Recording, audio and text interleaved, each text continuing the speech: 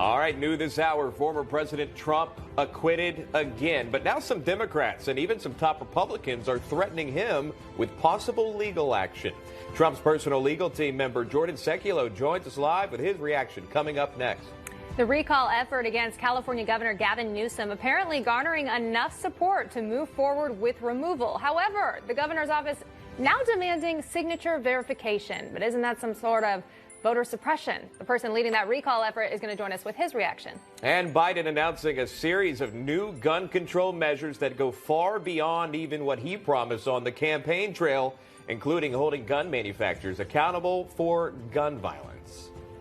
Well, hello, everyone. Welcome to National Report. Hope you're having a good Monday so far. I'm Rachel Roller in for Emma Reckenberg. I'm Sean Kreisman. The impeachment highlighting another major shift in the Republican Party, this time between Senator Lindsey Graham and former Majority Leader Mitch McConnell. So right now, for the very latest, we're going to bring in Newsmax national correspondent Logan Raddick. The Trump movement is alive and well. All I can say is that the most potent force in the Republican Party is President Trump.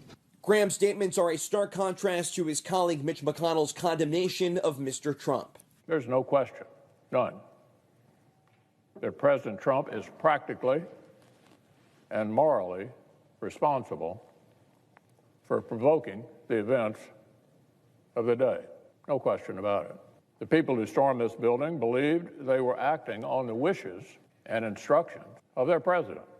The leader of the free world cannot spend weeks thundering that shadowy forces are stealing our country and then feign surprise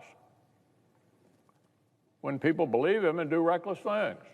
Graham says McConnell gave Democrats ammunition for the next election cycle. But unfortunately, he put a load on the back of Republicans.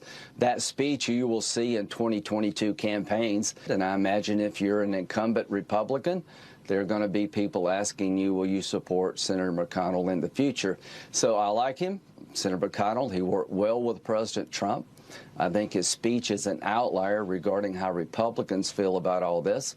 Leader McConnell clearly wants the GOP to move on from Donald Trump, but Graham says the Trump legacy will continue even if he doesn't run again. The biggest winner, I think, of this whole impeachment trial is Laura Trump. My dear friend Richard Burr, who I like and have been friends to a long time, just made Laura Trump almost a certain nominee for the Senate seat in North Carolina to replace him if she runs. And I'll certainly be behind her because I think she represents the future of the Republican Party. While Graham is backing the MAGA movement, not many people in Washington are happy with McConnell. The Democrats are upset with him for voting to acquit Mr. Trump and for holding off so long in voicing his criticisms, while Republicans are upset with what they see as his betrayal of the former president on the Senate floor. As for Graham, not only is he backing Lara Trump in the North Carolina Senate race, but he says he'll visit the former president in Florida in a few days to catch up and play some golf.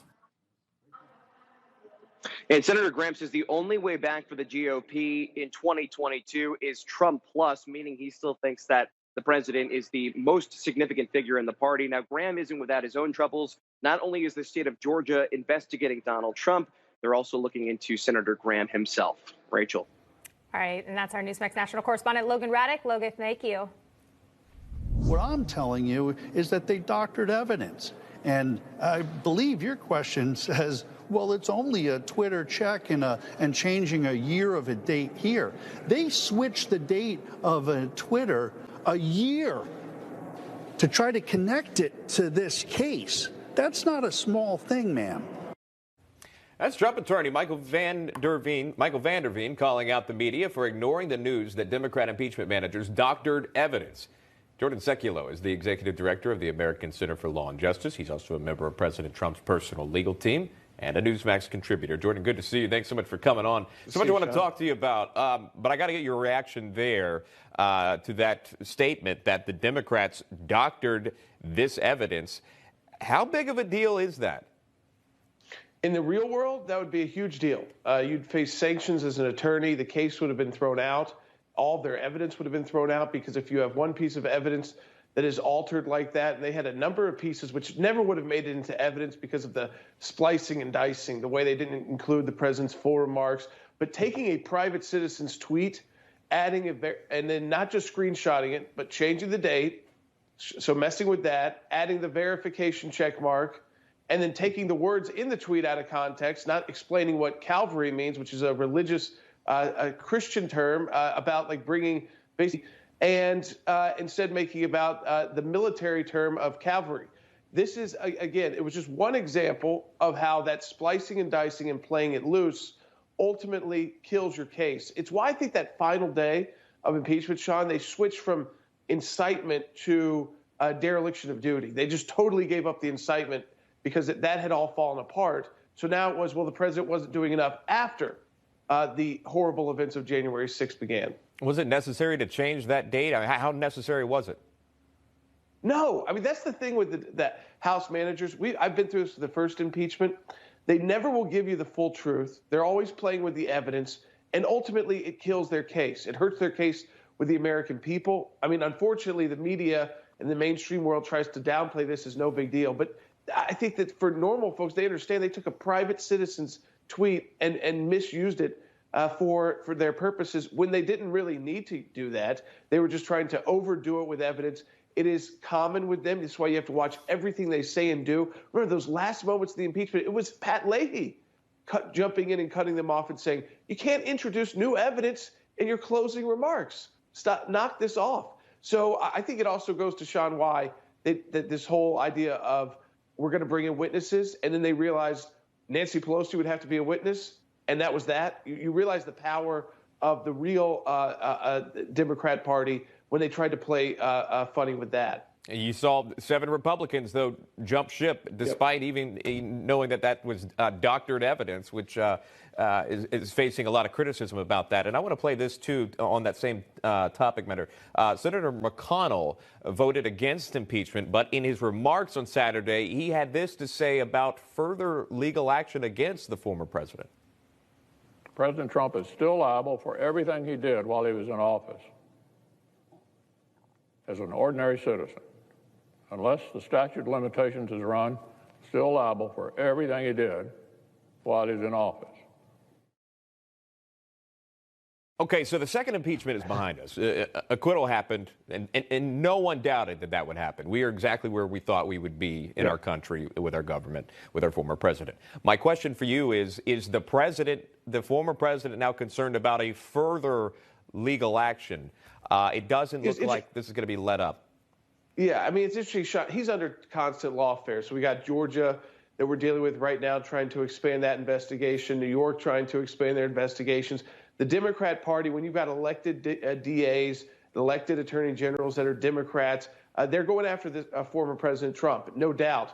But what Mitch McConnell said was really nothing at all. It's actually what we argued. One of the reasons we argued that this impeachment was wrong was that the idea that there was a January exception, that a president can do whatever they want because you won't have time to impeach them, is absurd because, yes, they are subject to the law. They are now private citizens. It is easier to move forward with legal challenges and investigations against them. So if you believe that the president met those standards under the Brandenburg case of incitement, which he didn't, and that's why the House managers didn't even want to go there, you could see a prosecution there. I haven't gotten any word yet from, and neither is our team, that's being seriously looked into by anyone in D.C., which would where this would be out of. But certainly, I mean, Mitch McConnell's right to one sense. If you're a Trump supporter, I want you to know the president was acquitted here, and that was big national news and very public. But he is facing a tremendous amount of legal onslaught. We'll watch for that. Really quickly before you go, I just want to get your comment on this. Michael van der Veen got a lot of praise on social media for his handling of the trial. What did you make of it? I think ultimately what the defense team was able to do is, and we did this the first impeachment, which was, I know, was a lot different. It was the president was in office, and there was a lot of these high-profile attorneys that were part of our team. You had Adam Schiff on the other side.